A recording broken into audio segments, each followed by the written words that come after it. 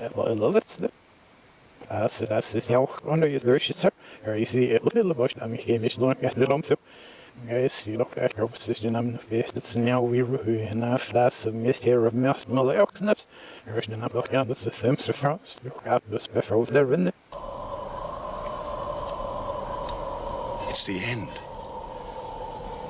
But the moment has been prepared for. 9 times out of 10. So, thank you for listening. This has been the Randomiser Podcast, episode 13.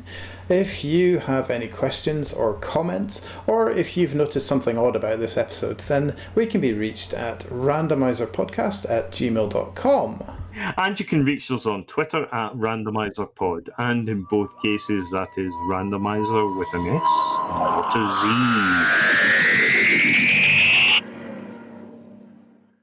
Predictable as ever, Doctor. Doctor! Doctor!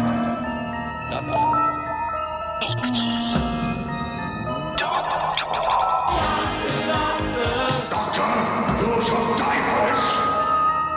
Now, time for Doctor by Doctor, where we randomly select one of the doctors and talk about their era. So, the increasingly diminished box of docs has got only a few left in it. Chaz is reaching for a piece of paper. 10. Doctor 10. David Tennant. Lovely. I think that's the last of the New Who doctors that we've yet I think it may well be, actually, yeah. Yeah. I really took to David Tennant pretty much immediately. He's charming, utterly charming, great fun. Just felt like at that point Doctor Who had hit its sort of highest point. Yeah. It hadn't, technically, but it felt a bit like that. It felt like the sort of Tom Baker days in a lot of ways, you know? That's what I'd say. He's the Tom Baker of New Who, as far as we know so far, anyway, in terms of length of era, but also popularity of the programme, perhaps. Oh, yeah. Jeez, I mean, it was insane. It was... Those days were absolutely insane. I remember talking to our late friend Kenny. You know, we were always aghast at how popular the show was. You know, you sort of waiting in queues in W.H. Smith's and people having conversations with you when you're buying the magazines. They're no longer social pariahs. We like something respectable now. It was great, and it really was when the kids really started getting into it in big ways. I know that Connor's favourite is Matt Smith, but mine too. Yeah, and I can fully understand that. As I've said before, Matt Smith, I want him to be my granddad. I think there's two things I could do with never hearing David Tennant say again, and one is what, and the other is I'm sorry, I'm so sorry. Those are the things that wore thin for me. But I love his work on the show. He's such an energetic and physical actor. He would dash across the scenery and jump here and pull something there. He would put his all into it. You know, he definitely would. I kind of like the what sort of thing, but I can see why it's sort of There's just too much of it. If you say you're sorry so many times, nobody believes it anymore. Yeah, no, don't. No, don't do that. I'm a fan in the role as well, a really, really ardent fan. Let's pick 3 of our favourites, 3 each. Human Nature, Family of Blood. That counts as one. 2-parter. No, yeah.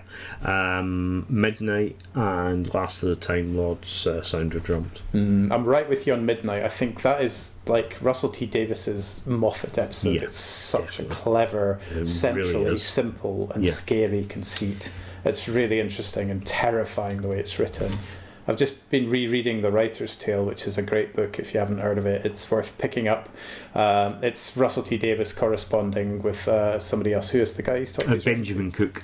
Yes. These letters, these emails discuss the writing process, and you get right into the moment-by-moment sort of feeling of the series evolving. And there's a lot of talk about a lot of episodes, but the bit about Midnight's really interesting, just hearing the ideas emerge.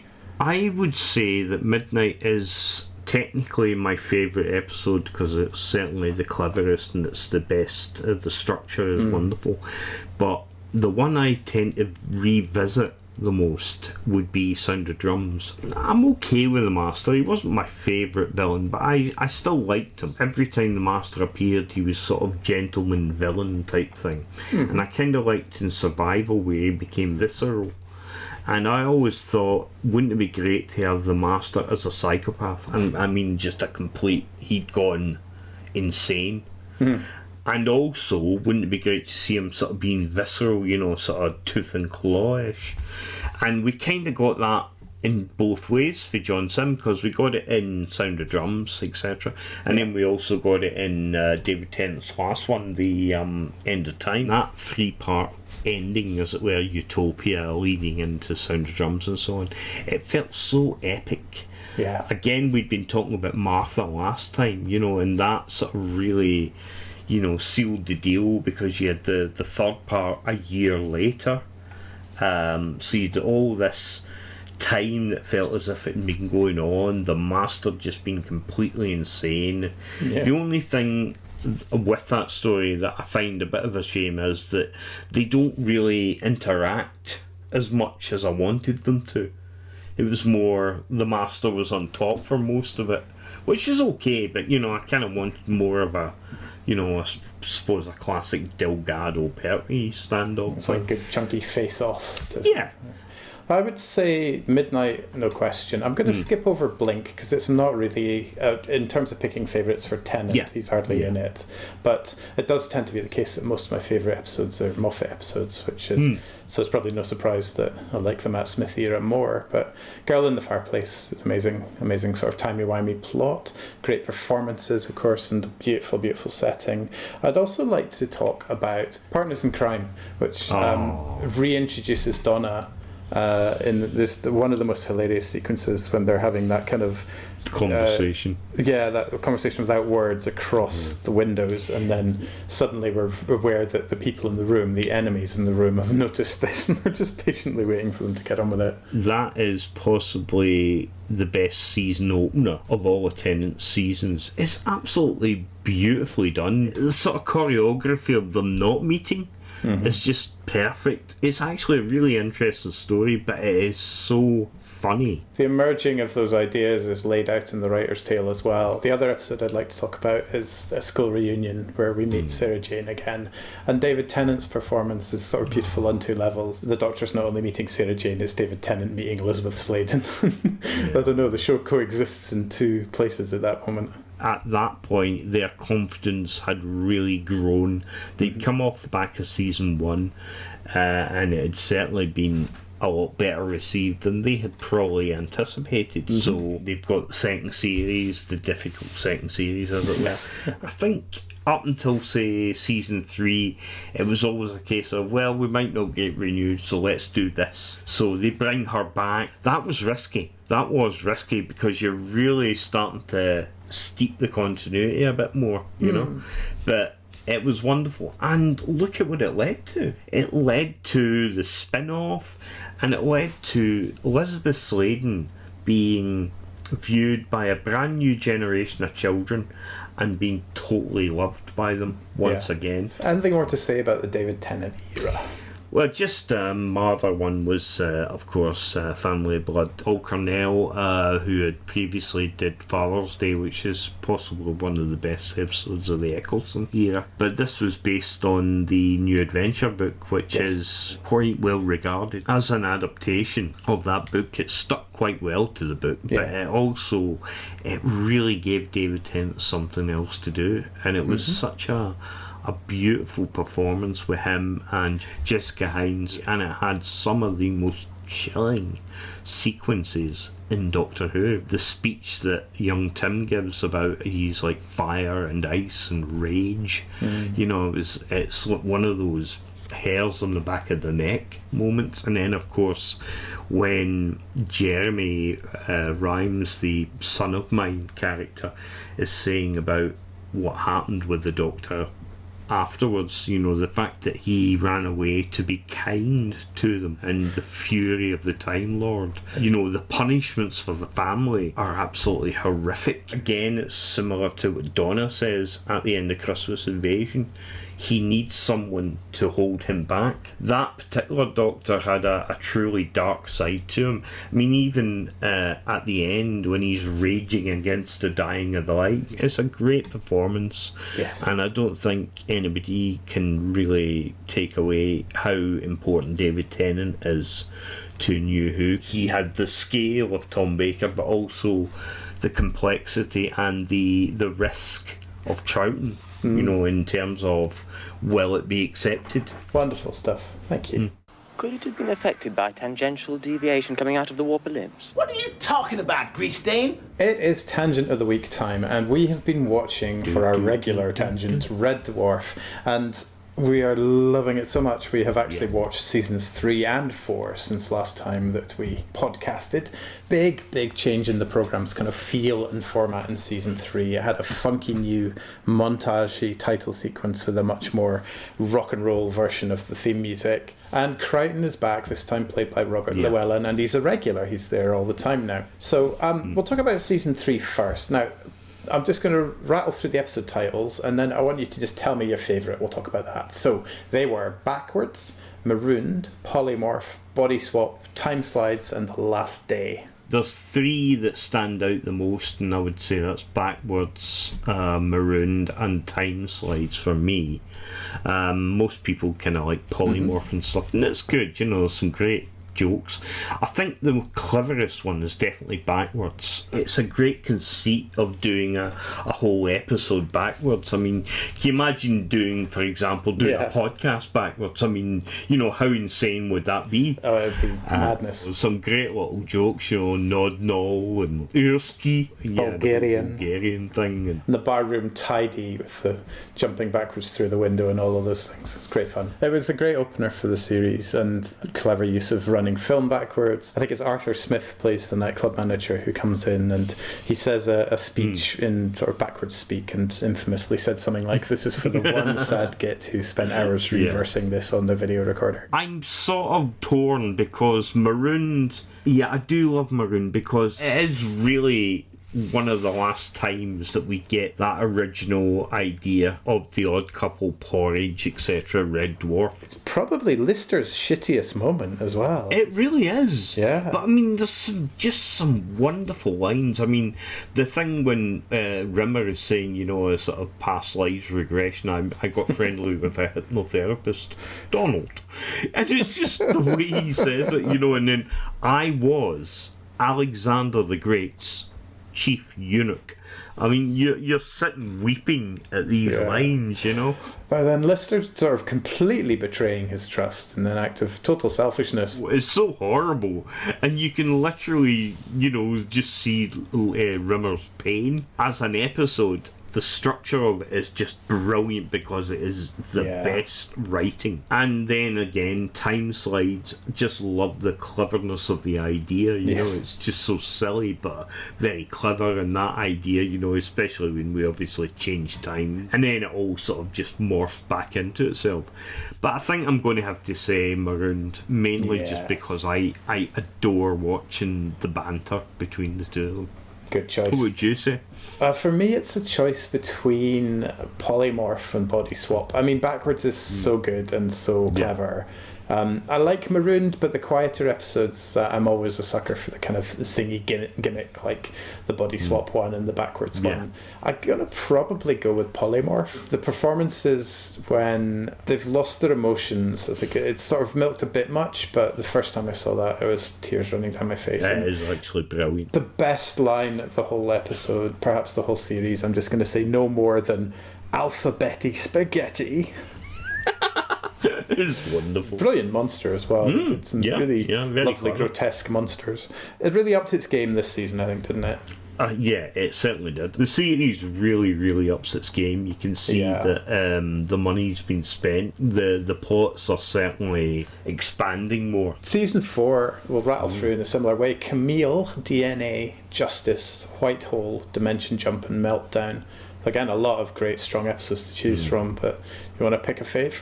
No, it's got to be Whitehall. I love the toaster.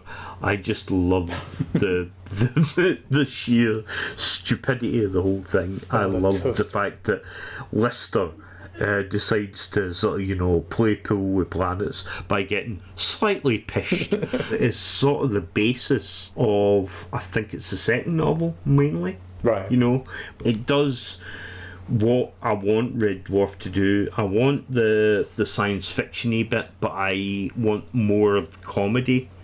Sort of 75% comedy, 25% science fiction, I think works on Red Dwarf. When you start getting a bit more science fiction-y, it kind of loses a wee bit of its edge sometimes. They've got a good stream of fascinating kind of core ideas which they exploit for comic genius, you know. Yeah. In the Injustice, you have this idea of an energy field that means anything you do wrong happens to you, and that's it's just wonderful. brilliantly kind of used to make the final fight hilarious. Just ridiculously silly. With the cat rushing to the rescue and braining himself at the last moment. I don't know what my favourite would be. Probably DNA.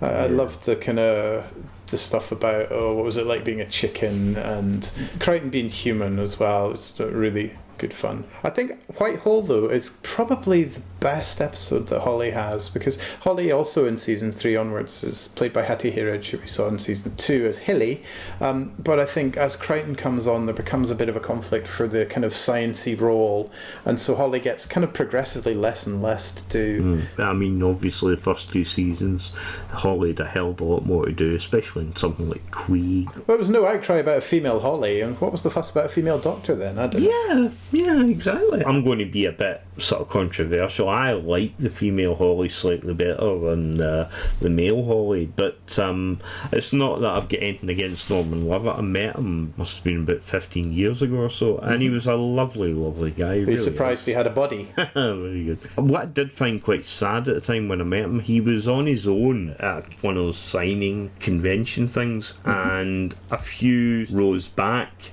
were all the Red Dwarf guys. And it was like, you know, he was just on his own separately and stuff, mainly because he'd, you know, they were talking at that time about doing a movie, but he wouldn't be in it, and, right. You know, but he was absolutely lovely, you know, he talked to me for ages and just really pleasant, nice guy. I like both. I think Hattie Hirage got better one-liners maybe, and Holly had more involved stuff. I mean, I just like stuff that she would chip in with, like this is not a drill, this is a drill, or rude alert, several daffodils or whatever. I think also the fact that she was playing Holly as the ditzy blonde kind of just gave it an added bit of sort of silliness to it, and I suppose that's why it edged it for me. So one more episode to talk about in season 4, which was mold breaking and long reaching, was Dimension Jump. For me, I missed this on broadcast. I can't remember why, but it was actually some time before I eventually saw it. So for me, weirdly, I've watched so much Red Dwarf so many times, but this one is always kind of one watch behind the rest, so it feels a bit stranger and newer. But this is the alternative Rimmer, Ace Rimmer, the entirely capable and quite improbably amazing what a guy version of Rimmer. The funniest bit is, of course, if you're interested, it'll be in my quarters at lunchtime, covered in Termasalata. Chris Barry's obviously having a blast, you know, being able to do something slightly different, and Ace Rimmer feels real. You know, if you met him in real life, you were supposed to hate him, but you couldn't, because he does feel very personable, although from a distance it's like, oh Jesus Christ, really? But it slightly breaks the mould of my claiming that the ends of each season had Rimmer meeting himself and not getting on well with himself, but it's still that's the case. So our Rimmer, if you like, is thoroughly sickened by the goody two-shoes version of himself, and I don't think season 3 has an equivalent sort of duplicates thing, does it? Body swap's not quite the same way. No, not really, and polymorphs only sort of altering personalities, isn't it? Yeah. But it's still very, very clever stuff. I think these are 2 of the absolute peak of the show. And it still goes on. When we watch season 5, we will no doubt have more praise. But these were 2 great seasons. We've got some pretty good ones coming up, I think. Yeah, let's get on and watch them, and we will talk some more about Red Dwarf in the future. Right, now let's me dad. It is time for Connorspondence. So Chaz's son Connor has been writing to us with a hot take on something, and this time his message is entitled "Love and Monsters is excellent." So here's what he wrote. An episode that finds itself consistently in top 10 worst episodes of Doctor Who lists is Series 2's Love and Monsters. With the exception of the following episode, Fear Her, Love and Monsters stands as the worst rated episode of Doctor Who until Series 8's In the Forest of the Night. There's no need for this. Firstly, Love and Monsters is actually quite a landmark episode, before you even get into its story. It was the first experimental episode of New Who by having it be Doctor Light, and paved the way for episodes such as Blink, Midnight, Turn Left, The Lodger, and Heaven Sent. This episode also marks the first time that New Who has been able to reference its own continuity, as Elton recounts his point of view during the events of previous episodes, Rose, Aliens of London, and the Christmas Invasion. Getting into the actual episode, however, there's a lot to love. It's essentially several character pieces with the overarching theme of showing the lasting consequences an encounter with the Doctor has on the side characters who are usually left behind. A number of these character pieces are really emotional. Elton has suppressed the memory of his childhood trauma and instead focused it into solving the mystery of the Doctor, rather than facing what happened. At the end, when he learns the truth, there's a lovely short montage of Elton and his mum. Bridget showcases how grief is processed in different ways, as she does so by distracting herself with something new and throwing herself into it. Jackie also gets a lovely amount of character development here, and she's used to show how another consequence of the Doctor is the loneliness felt by the family left behind when they go travelling with their companions. While there's a good amount of humour in the scenes between Elton and Jackie, there's also plenty of emotion when she expresses how she feels about being left behind. And furthermore, we're shown how far the relationship between Jackie and the Doctor has come, and how accepting she is of Rose travelling with them, when she finds out Elton's ulterior motive and tells him that she'll always defend Rose and the Doctor. Linda, as a whole, is filled with likeable characters. It's enjoyable to watch these people all come together over one shared passion, but then develop into a group of friends who genuinely enjoy each other's company and start expanding their horizons. And this makes it all the more tragic when their fun is ruined by Victor Kennedy, who turns what used to be an enjoyable hobby into a chore. Addressing the heavily criticised parts of the episode, do I think the Absorbaloff is badly designed? No. Actually, it was a Blue Peter competition winner, and if you look at the image it's based on, the design's really good. Do I think it was badly realised? Yes, unfortunately. Do I think the character was badly cast? Yes, but it was 2006 and Peter Kay had to show up somewhere. Unfortunately, the paving slab ending is still a massive misfire to this day. However, I do find it's much more bearable if you take on the fact that the whole episode is structured as a vlog and is all from Elton's viewpoint, and use that to make the connection that Elton is a man who tends to suppress his memories of tragic events and focus on something completely different as his form of reality. There you go. Thank you, Connor. Yeah, wow. I mean, I do like Loving Monsters. I've always liked Loving Monsters even since the beginning. I always saw it as RTD sort of doing his little own meta story about fandom. It's no great surprise that the absorber of Kennedy is supposed to be Ian Levine sucking all the fun, or just a representation of those arsehole fans who basically suck all the fun out of what it is you enjoy by taking it far too seriously. When they all get together with a common cause at the start, but it mainly ends up just being hanging about together, it sort of just becomes a reason to meet rather than the point of the meeting. Yeah. The same way that when we were younger, through things like the Glasgow group, you know, we all came together through Doctor Who, but then it just expanded into everyday stuff and all that, and you know, like friendships do. And it's an absolutely beautiful episode, and there's literally nothing I disagree with. I'm sorry, Connor, but I can't. Must try harder. Come on, be controversial. It's great just to hear as well, because it also gives us a focus for discussion, whether or not we bitterly disagree with any of it or not. I think I had a lukewarm first reaction to Love and Monsters, and the Absorbalov, it's fine. I mean, I think there's been sillier monsters. Peter Kay, yeah, it's kind of a one-note performer, but there's still that kind of very clever structure to the episode, and the way that he is this nasty stone in the pond of their fun friendship. Their kind of club is then taken over and derailed and seconded by somebody who, like you say, is taking it all too seriously. And the episode shows that beautifully. It's a very compassionate look at people with a kind of niche interest getting together, finding each other and enjoying each other's company. It's a genuinely lovely episode, examining Doctor Who as a concept. All right, thank you, Connor. Lovely to hear from you. Keep them coming, and one day we will find something to bitterly disagree with. You come to challenge me, Sky Warrior? It's challenge time. As you'll know, I have challenged Chaz to watch The Mutants, the Doctor Who story he's never been able to make it through. And that seems to be almost like a supernatural curse, because so many things have got in the way and intervened, and Chaz has just been unable to get through an episode until, I hope, now. Did you see it, mate? What did you think? We're on lockdown. I'm at home 24/7.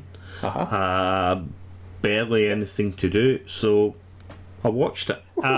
First of all, John Pertwee, Katie Manning. You know, I'm not a fan of John Pertwee, but I do sort of enjoy the relationship he has with Katie Manning. Absolutely wonderful. Yeah. It's such an interesting sort of dynamic. Jo has quite a lot to do in this story, I think, doesn't she? The bit with the hovercraft is just unbelievable. You know, it's so much action there, and of course, I mean, you don't. Hovercraft? I mean, for one, during the unit era, this is first time that we're involving the Navy rather than unit. And I mean, of course, props go to Roger Delgado's master. Brilliant. Delgado. Yeah, exactly. I mean, the scene where, I mean, one of the best scenes in Doctor Who ever, obviously, and it was sort of recreated slightly in Sound of Drums, was when he's watching the clangers. And of course, you know, the sea devils coming out of the sea. It is actually one of my... No, hold on. Let me finish, because, you know, it's taken me a long time to get here.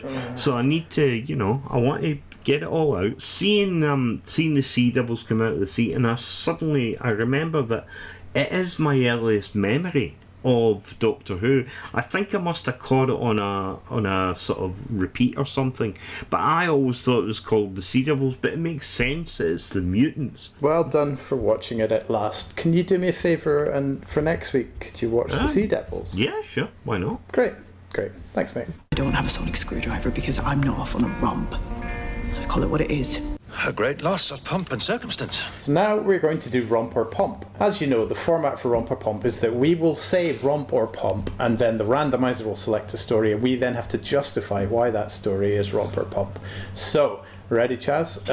You can go first. Romp or Pomp? Romp. The Web of Fear. So why is that a romp? Okay, well, you've got some big furry teddy bears running about underground and lots of silly silver balls. Okay, I will say Pomp. And it's Knock Knock. Well, clearly this one is just the most serious episode. You know, there's not an ounce of humour or fun in this episode at all. Absolutely. Okay, your turn. Romp or Pomp? Pomp. Planet of the Ood. You've got an enslaved species. There's overtones of colonialism, trying to cover up all the abuse. And of course the fine dramatic actor of Tim McInnery. Yeah, absolutely. I mean, if he'd been in any famous comic series, this would definitely diminish this one's Pomp status. Well, that's very true. Okay, I will say Pomp. The Celestial Toymaker. Well, it's definitely the most serious of stories. I mean, you know, you're pitted against games, which sounds like it could be rompy, but actually there's so much at stake. These are deadly games. I think that's undisputably high on the pompometer. Your last choice, and I'll make a last choice. Romp. Romp. The Witchfinders. Alan Cumming. And my last one, I'm going to say Romp as well. The God Complex. Well, it's an utter romp. I mean, a hotel room with clowns in it, with strange beasts that scrape the ceiling. I mean, the damage bill to that hotel alone. That room full of the laughing dummies. It's a hilarious episode. Okay, well, that was Romp or Pomp. Look, when I give the word, press the button. The big one? Yes, maybe it works in conjunction with the others. Okay, let's fire up the randomizer and choose a new random story to watch. Are you ready? Oh, God. Yes, I am. All right, well, let's try and find out. Now, what could it be? The Unicorn and the Wasp. Oh. So we have David Tennant and Agatha Christie. And Catherine Tate. Yeah, actually, that's not a bad story. I haven't watched that in a long time. I remember it reasonably well. It's quite fun. Obviously, sort of, it's a Christie sort of murder mystery thing with an alien element to it. Now, is it Gareth Roberts wrote the script? I believe so, yeah. I mean, very high on the rompometer for sure, this one. I saw a clip of it on Twitter. Somebody had posted the scene where the Doctor's been poisoned and he's desperately miming what he needs to get. So I'm quite looking forward to watching this one again. That's actually a really fun scene. And Donna initially sort of introduced as a bit of a loudmouth and stuff, but so many layers to her, you know. No, good stuff. We will look forward to that. A man is the sum of his memories, you know, a Time Lord even more so. So we are going to plunge straight into Your Cheatin Memory, which is where we have selected randomly an episode of Doctor Who from the past and gone away and rewatched it with fresh eyes and quite possibly fresh tears. And last time we were thrilled to bits to select the wonderful undisputed gem that is Time and the Rani. And how wonderful and undisputed it was to watch it. We've touched on it a few times in the programme before. It was the first sort of new bit of Doctor Who when I was young that had been broadcast after I became kind of a fan. So I'd always watched the show before that, but this was the first time I was aware of the realm of fan opinion surrounding something. This would be the first one you watched with an actual critical eye, I suppose. Yeah, although several critical eyes, none of which belong to me.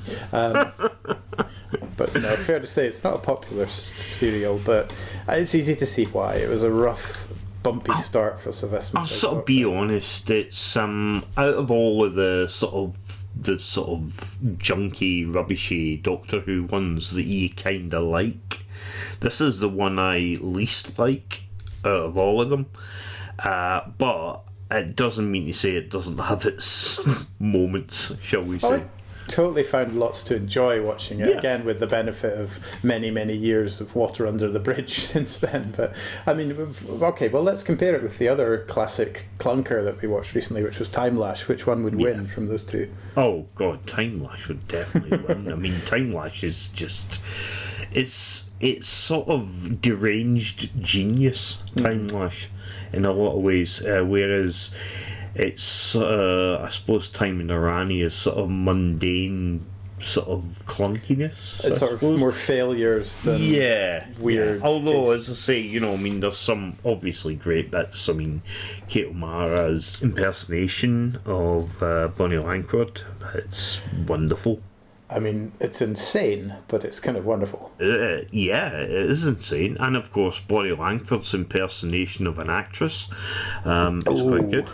I'm sorry, she's actually not that bad, but yeah, I mean, she's sort of, at this point in her career, she's sort of a bit of a caricature, and I don't think it's her fault, 'cause she's not actually a bad actress, but it's sort of the way she's seen within the industry. I mean, you know, she's never really lived down the whole Violet Elizabeth thing from Just William, and that's kind of, you know, the way she's cast, and also, you know, this whole fitnessy thing as well. It just makes her a bit of an annoying character, but as I say, I feel a bit more forgiving towards her, especially when I heard Big Finish Pompeii Fires of story. Vulcan, I think. That was it. I mean, that was particularly good, and I think I read Gary Russell's novel, which technically introduced her, and that was actually really good as well. So, you know, I mean, as a character, I think she's actually not bad, and I don't really have any problem with Bonnie Langford, but I do remember at the time it was one of those things that felt really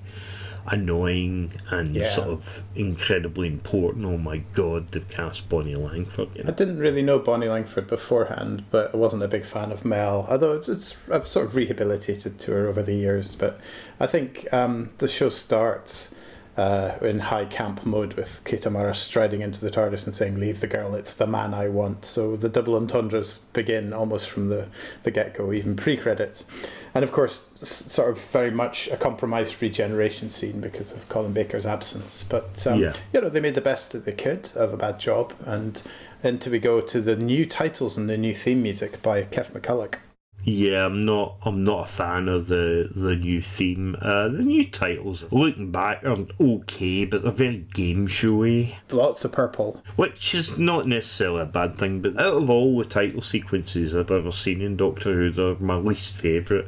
Yeah. And Kev McCulloch, I didn't like him at the time, and I don't think he's aged well. No, I'm not a fan of his music at all. And it is, you know, there's some decent themes and decent use of it, but it's very present in the mix. It's very loud, it's very strident. It quite often, you know, has a very percussive sort of feel to it.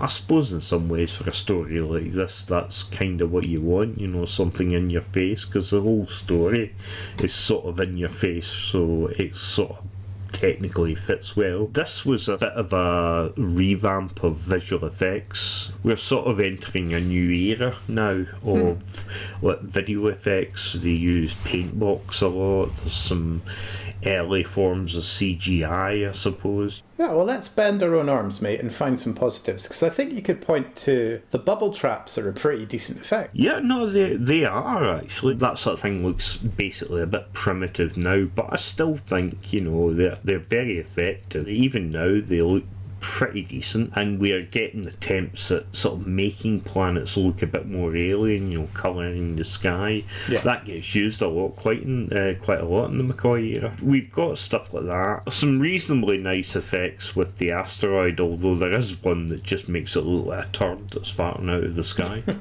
That's the rocket, wasn't it?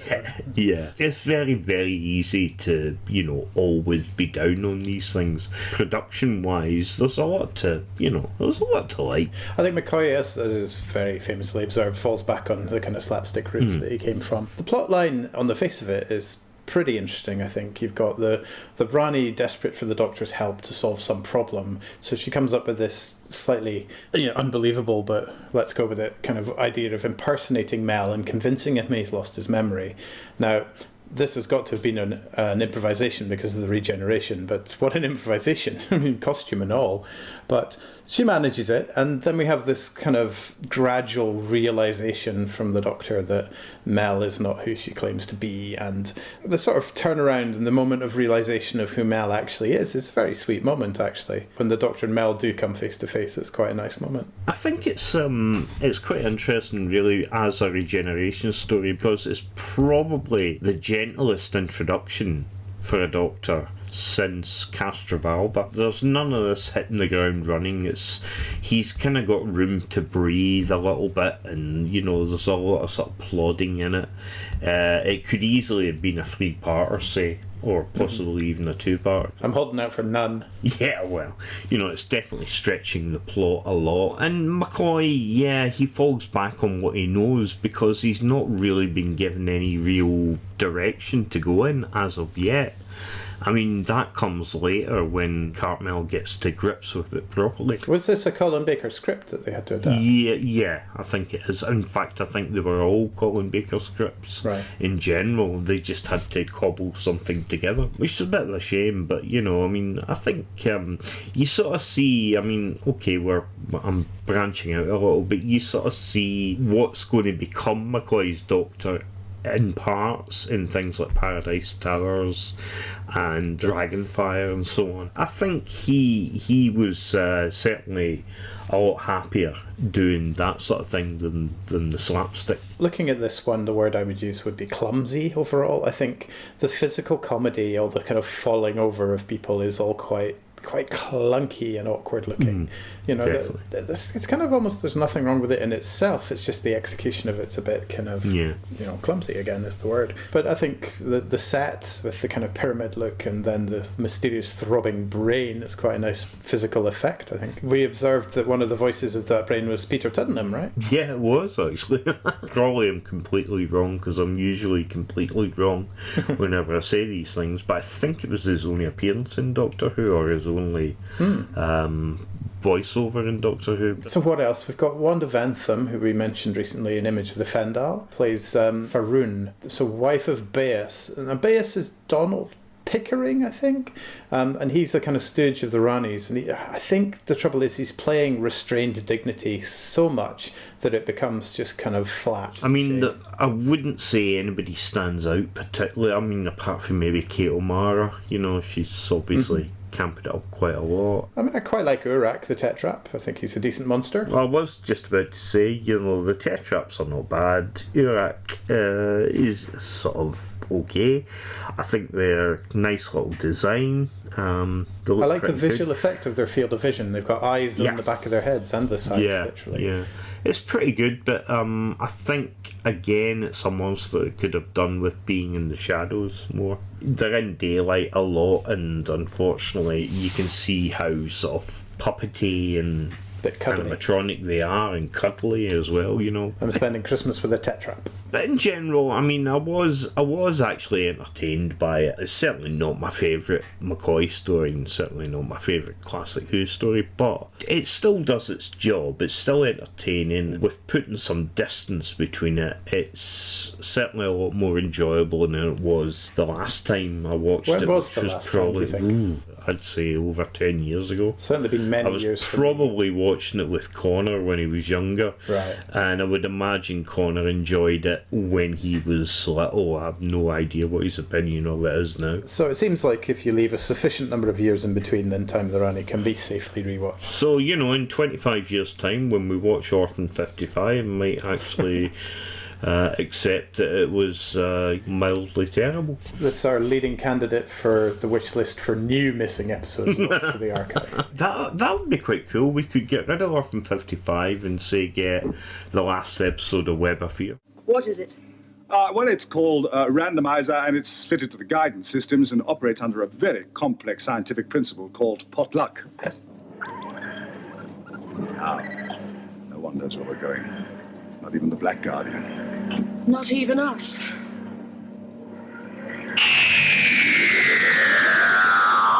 Hello, welcome to the Randomiser Podcast, episode 13. I am Tim. I'm Charles.